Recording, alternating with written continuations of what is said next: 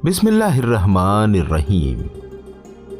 दोस्तों, इस दुनिया में जो आया है उसे मौत का मजा चखना है। यहाँ आने की तरतीब तो तय है, लेकिन जाने की कोई तरतीब नहीं। क्या पता कब किसके सामने मलकुल मौत हाजिर हो जाए और आखिरत की कभी न खत्म होने वाली जिंदगी की शुरुआत हो जाए। जब किसी ऐसे मुसलमान की मौत होती है जो नेकी की जिंदगी गुजारा करता था, अल्लाह की इबादत किया करता था, नमाजों की पाबंदी किया करता था, तो उसके ये अमाल उसकी कब्र में उसके मुहाफिज होंगे और उसे अल्लाह पाक के शदीद अजाब से बचाएंगे। आइए जानते हैं इस वीडियो में कि मोमिन के नेक अमाल किस तरह से कब्र में उसकी हिफाजत करेंगे। उम्मीद करता हूँ आप इस वीडियो को आखिर तक देखेंगे। हजरत साबित बुनानी रहमतुल्लाह अलैह फरमाते हैं, जब किसी नेक शख्स का इंतकाल हो जाता है और उसे कब्र में रख दिया जाता है तो उसके लिए एक जन्नती बिछौना बिछाकर कहा जाता है, ठंडी आंखें लिए खुशी खुशी सो जा, अल्लाह पाक तुझसे राजी हो। फिर उसकी कब्र ताहद्दे निगाह वसी कर दी जाती है, यानी जहां तक उसकी निगाह जाती है उसको बढ़ा दिया जाता है और उसके लिए जन्नत की तरफ एक दरवाजा खोल दिया जाता है। वो जन्नत की खूबसूरती को देखता और उसकी हवा महसूस करता है। उसके नेक अमाल, नमाज, रोजा और भलाई वगैरह उसे घेर लेते हैं और कहते हैं, हमने तुझे क़याम में खड़ा रखा, हमने तुझे प्यासा रखा, हमने तुझे रातों को जगाए रखा। बस आज हम वैसे हैं जैसे तुझे पसंद हो। हम तेरे जन्नती ठिकाने में पहुंचने तक तेरे गमगुसार हैं। मेरे भाइयों और बहनों, हजरत अनस बिन मालिक रजी अल्लाह तआला अन्हु रिवायत करते हैं कि सरकार दो आलम मोहम्मद सल्लल्लाहु तआला अलैहि वसल्लम ने इरशाद फरमाया, हर इंसान के तीन दोस्त हैं। एक दोस्त उससे कहता है, जो तू खर्च करे वो तेरा और जो रोके रखे वो तेरा नहीं, ये दोस्त उसका माल है।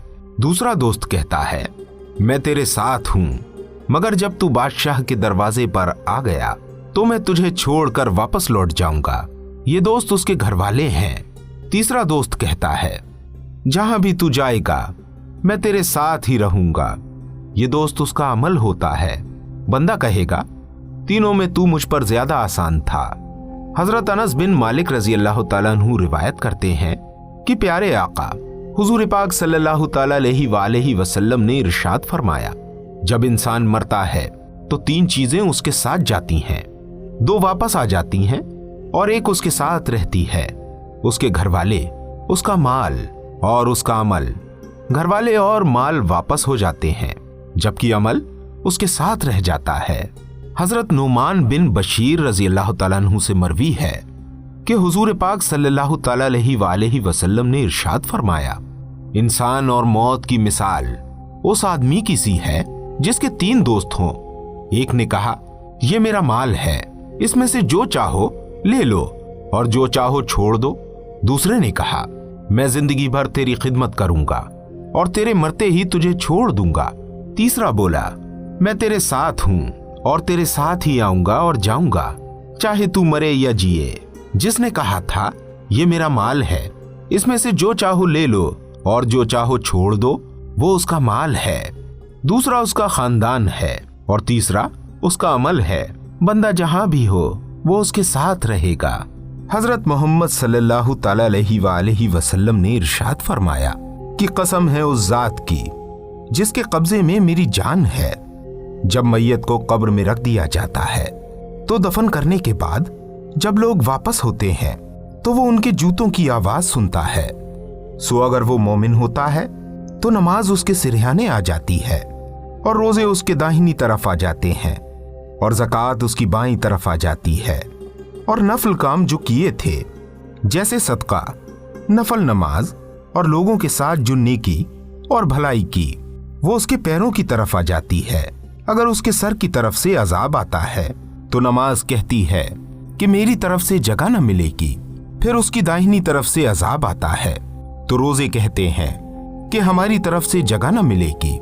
फिर बाईं तरफ से अजाब आता है तो ज़कात कहती है कि मेरी तरफ से जगह न मिलेगी। फिर पैरों की तरफ से अजाब आता है तो भले काम यानी सदका और एहसान के काम जो लोगों के साथ किए थे वो कहते हैं कि हमारी तरफ से जगह न मिलेगी। नाज़रीन इकराम, हजरत काबुल अहबार रहमतुल्लाह अलैह फरमाते हैं, जब नेक बंदे को कब्र में रखा जाता है तो उसके नेक अमाल, नमाज, रोजा, हज, सदका वगैरह उसे घेर लेते हैं।